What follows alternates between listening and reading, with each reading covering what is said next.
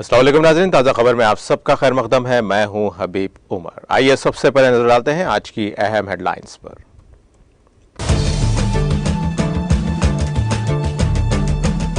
Xi Jinping का दौरा दुनिया के लिए रूस और चीन की खुर्बत के इजहार का बायस बनेगा, रूस के सदर व्लादिमीर पुतिन का बयान।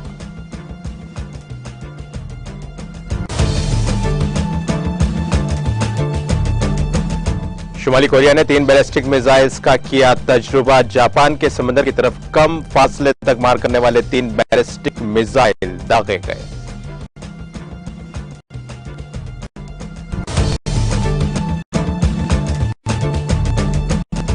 मोदी हुकूमत 2022 में किए गए वादों को पूरा करने में नाकाम, एनसीपी तर्जुमान महेश तापसे का मरकज पर इल्जाम।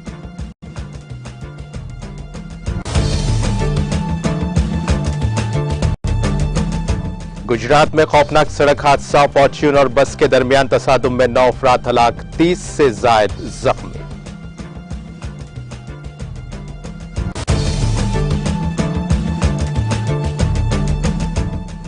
जम्मू कश्मीर के कठुआ में भयानक सड़क हादसा, दिलदोज सड़क हादसे में 3 अफराद जाँ बहक और 1 जख्मी।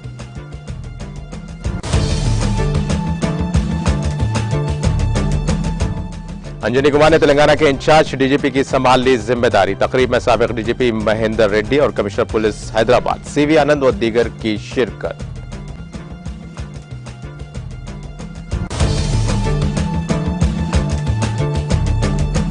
जिला करीमनगर में एक ही खानदान के 4 अफराद की पुरस्कार मौत, अजीब व गरीब बीमारी से हुई अमवात का हुनूस पता चल नहीं सका।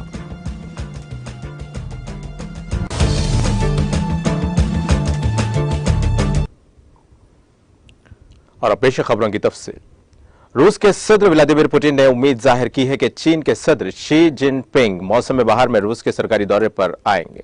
2022 के मौसम बहार में सदर शी का यह दौरा यूक्रेन पर रूसी हमले का 1 साल मुकम्मल होने के बाद की तारीखों में मुतवक्को है और इस मुतवक्को दौरे को चीन की तरफ से रूस के साथ यूक्रेन हमले के हवाले से अवामी सतह पर एक इजहार यकजहती के तौर पर देखा जा रहा है। मुतवक्को दौरे का जिक्र दोनों मुल्कों के दरमियान एक वीडियो कॉन्फ्रेंस के दौरान सामने आया, जिसमें सदर पुतिन ने कहा कि प्यारे चेयरमैन, हम आपकी सरकारी दौरे पर मॉस्को आमद की तवक्को अगले मौसम बहार के साथ करते हैं। यकीनन यह दौरा दुनिया के लिए रूस और चीन की खुर्बत के इजहार का बायस बनेगा।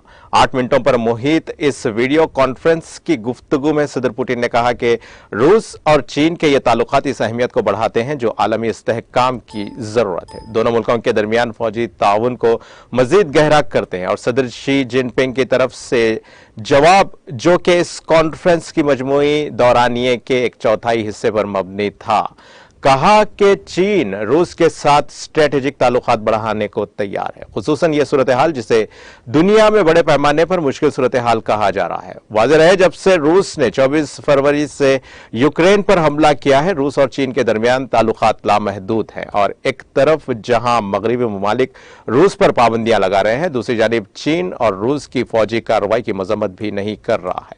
चीन सिर्फ अमन की जरूरत पर जोर देता है।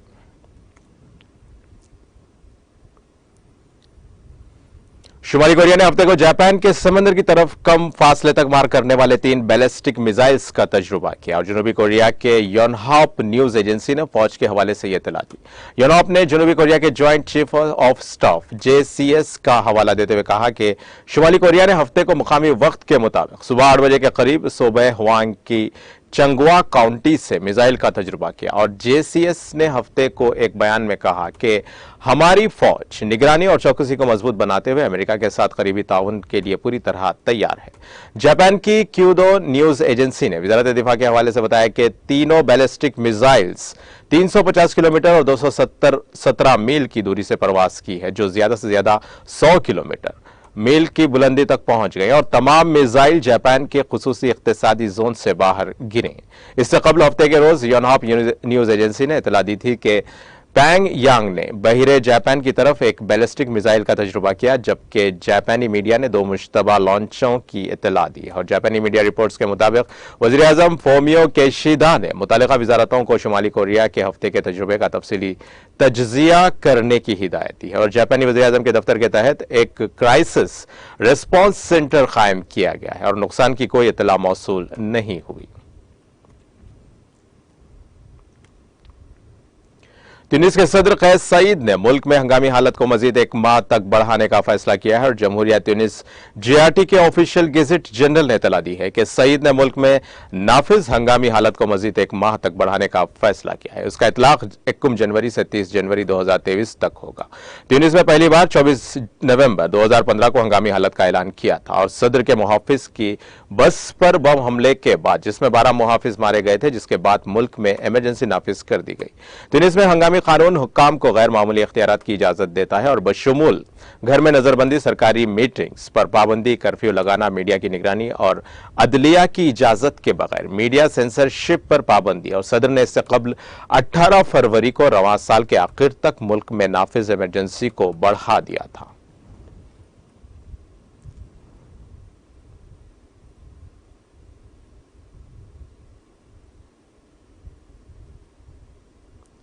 अमेरिकी सदर जो बाइडेन ने हफ्ते के रोज वज़ीर आज़म नरेंद्र मोदी की वालिदा हीराबेन के इंतकाल पर ताज़ियत का इजहार किया है। बाइडेन ने ट्वीट किया कि मैं और जिल बाइडेन वज़ीर आज़म नरेंद्र मोदी की वालिदा हीराबेन के इंतकाल पर अपने गहरे रंज और गम का इजहार करते हैं। उन्होंने कहा कि हमारी दुआएं इस मुश्किल वक्त में वज़ीर आज़म और उनके अहल खाना के साथ है। वाज़ेह रहे कि मोहतरमा हीराबेन का जुमे की अलग सुबह अहमदाबाद के एक प्राइवेट हॉस्पिटल में इंतकाल हो गया था और वो पिछले कई दिनों से बीमार थी।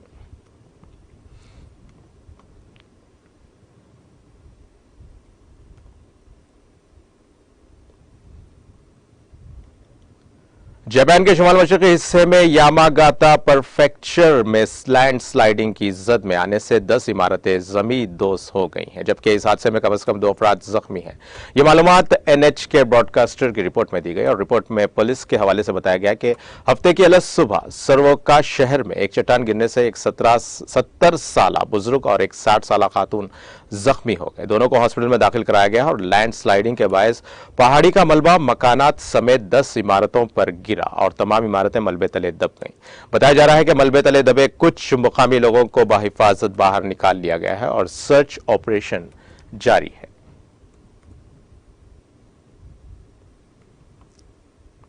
नेशनलिस्ट कांग्रेस पार्टी एनसीपी के तर्जुमान महेश तापसे ने हफ्ते को मोदी हुकूमत को निशाना बनाते हुए कहा कि मरकजी हुकूमत 2022 में अपने वादों को पूरा करने में पूरी तरह से नाकाम रही। और तापसे ने अपने बयान में कहा कि अब जबकि हमारे पास 2022 में सिर्फ चंद घंटे बाकी हैं, अब वक्त आ गया है कि मुल्क बीजेपी हुकूमत के वादों पर एक बार फिर नजर डाले। उन्होंने कहा कि 2022 के वादे के मुताबिक मजमूई घरेलू पैदावार GDP 10% के मुकाबले में 6.5% है और किसानों की आमदनी दुगनी नहीं हुई है और न ही उन्हें आपाशी के लिए 100% रकम मिली है।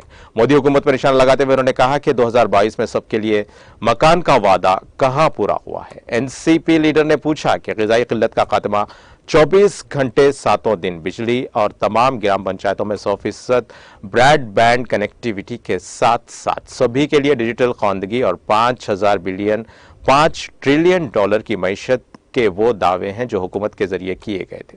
मोदी हुकूमत तापसे ने बताया कि बीजेपी हुकूमत ने तकरीबन 10 लाख करोड़ रुपए के बैंक खर्च के बारे में लिखा है और यह कि बुनियादी तौर पर किसानों और छोटे ताजिरों को खर्च का फायदा नहीं मिला।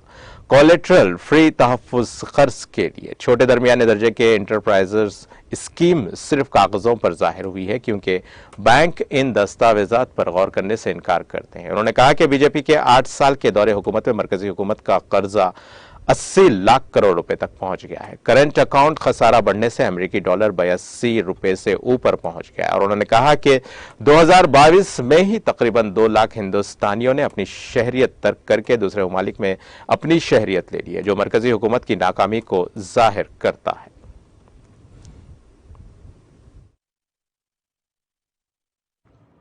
2022 हा वर्ष संपण्यासाठी मित्रांनो काही तास शिल्लक आहेत आणि 2022 अंती मोदी सरकारने, भारतीय जनता पार्टीच्या सरकारने आपल्याला काय काय वायदा केला होता त्याच्यातल्या प्रमुख वायद्यांची आठवण मी आज आपल्याला करून देणार आहे। ह्या देशाचं सकल उत्पन्न 10% 2022 अंती जाईल असं मोदी सरकार म्हणालं होतं, ते आज 6.5% आहे.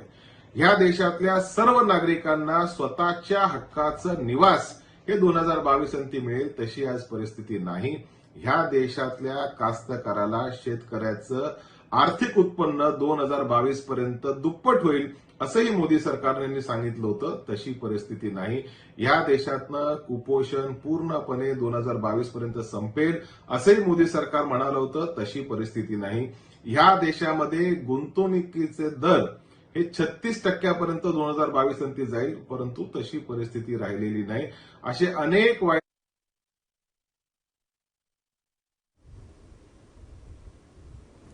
केरला के गवर्नर आरिफ मोहम्मद खान ने हफ्ते को रियासत के लोगों को नए साल के मौके पर मुबारकबाद दी और अपने मुबारकबादी पैगाम में गवर्नर ने कहा कि मैं केरला के लोगों और बैरून मुल्क में रहने वाले केरला के लोगों को नए साल पर मुबारकबाद देता हूं और उनकी खुशहाली की तमन्ना करता हूं।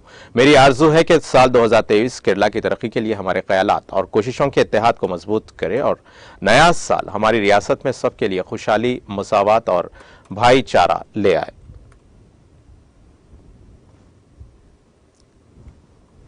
हिमाचल प्रदेश के मंडी जिले में शनिचर की सुबह जलजले के हल्के झटके महसूस किए गए और शिमला के मौसमियाती मरकज के मुताबिक आज सुबह 5:51 पर जलजले के झटके महसूस किए गए हैं।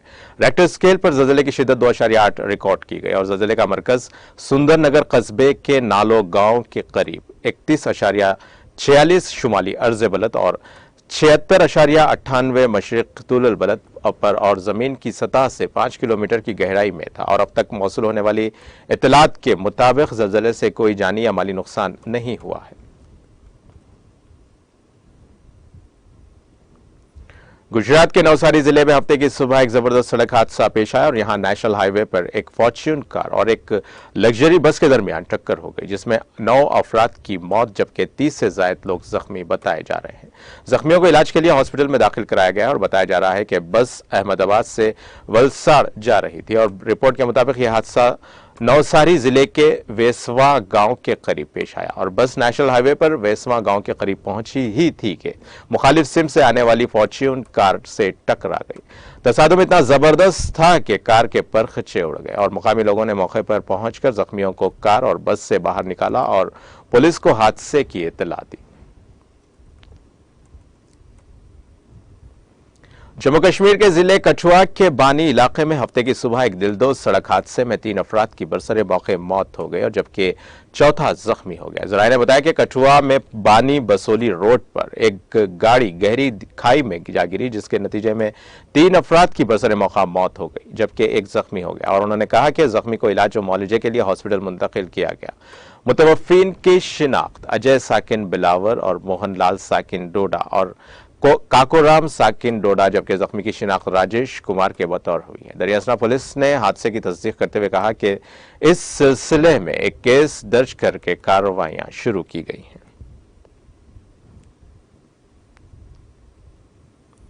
अंजनी कुमार ने तेलंगाना के नए डीजीपी के तौर पर जिम्मेदारी संभाली। इस प्रोग्राम में साबिक डीजीपी महेंद्र रेड्डी और कमिश्नर पुलिस हैदराबाद सीवी आनंद के साथ कई सीनियर पुलिस अहदेदारों ने शिरकत की और जिन्होंने अंजनी कुमार को मुबारकबाद पेश की।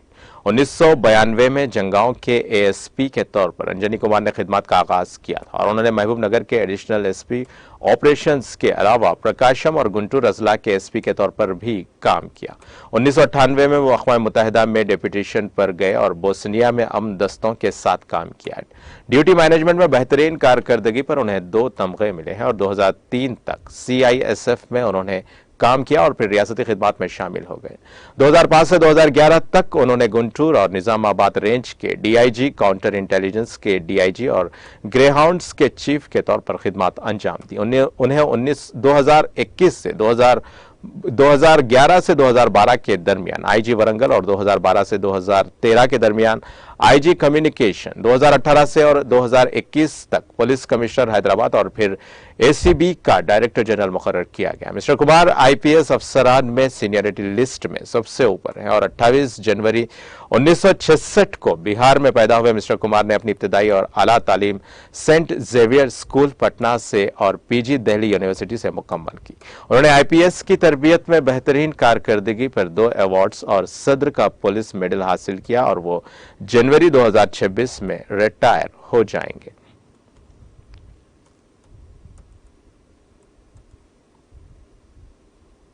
जिला करीमनगर के गंगाधरा मंडल मुस्तकर में 1.5 माह में एक खानदान के 4 अफराद की पुरस्कार मौत का मामला नाकाबिले फहम मौमा बन गया और डॉक्टर्स भी सजीव व गरीब बीमारी जिससे मौत हुई है उसका पता चलाने में नाकाम रहे।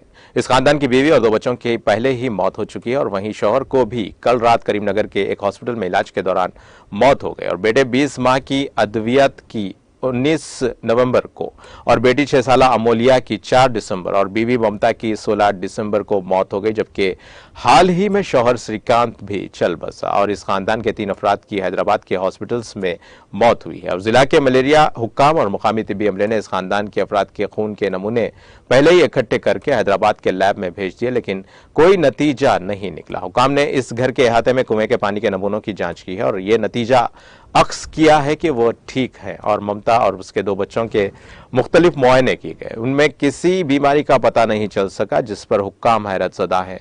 उनकी मौत कैसे हुई, इसकी असल वजह क्या है और पहले बेटे को फिर बेटी और मां ममता को उल्टी हुई और जिसके बाद उनकी मौत हो गई और हाल ही में श्रीकांत ने भी उल्टी की जिसके बाद उसकी भी मौत हो गई। पुलिस ने अभी तक उनकी पोस्टमार्टम रिपोर्ट्स की तफसीलात नहीं बताई हैं और शुबा है कि श्रीकांत ने खुदकुशी की है। पुलिस तमाम जावियों से इसकी तहकीकात कर रही है और श्रीकांत के रिश्तेदार देवेंद्र के मुताबिक श्रीकांत ने खुदकुशी की है क्योंकि उसने बीवी और बच्चों के तिब्बी अखराजात के लिए तकरीबन 20 लाख रुपए खर्च किए, लेकिन वो जिंदा नहीं बच सके।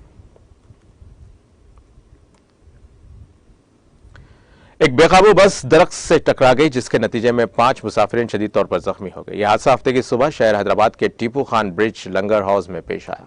जराये के मुताबिक मेहदीपट्टनम से काली मंदिर के सिमत मुसाफिरीन को ले जाने वाली आरटीसी बस के ड्राइवर ने उसका तवाजुन खो दिया, जिसके नतीजे में मुखालिफ सिमत से आने वाली कार को इम्कानी टक्कर से बचाने के लिए ड्राइवर ने बस दरख्त से टकरा दी।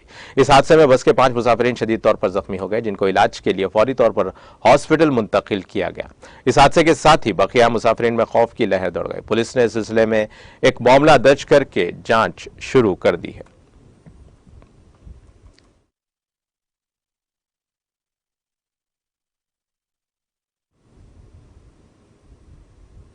और अब आइए आखिर में डालते हैं हेडलाइंस पर एक और नजर।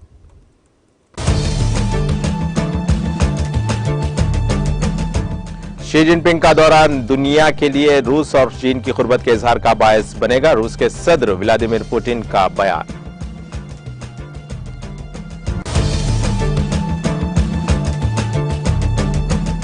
शुमाली कोरिया ने 3 बैलिस्टिक मिसाइलों का किया तजुर्बा, जापान के समंदर की तरफ कम फासले तक मार करने वाले 3 बैलिस्टिक मिसाइल दागे गए।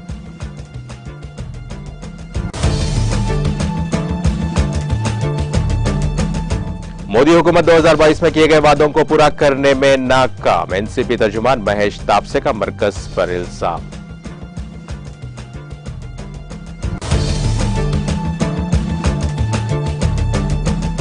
गुजरात में खौफनाक सड़क हादसा, फॉर्च्यून और बस के दरमियान तसादुम में 9 अफराद हलाक, 30 से जायद जख्मी।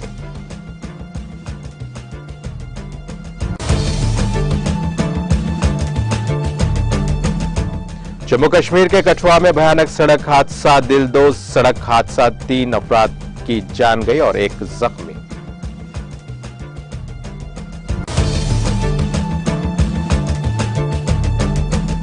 अंजनी कुमार ने तेलंगाना के इंचार्ज डीजीपी की संभाल ली जिम्मेदारी, तकरीब में साबिक DGP Mahendra Reddy, commissioner police Hyderabad C V Anand व दीगर ने की शिरकत।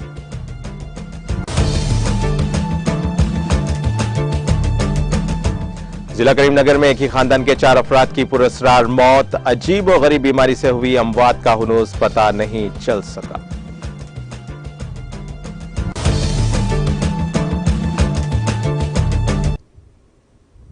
और इसी के साथ नाज़रीन ताज़ा खबर का सिलसिला यहीं खत्म होता है। ताज़ा खबरों के लिए देखते रहें टीटीवी न्यूज़ और अब मुझे दें इजाज़त। अल्लाह हाफिज़।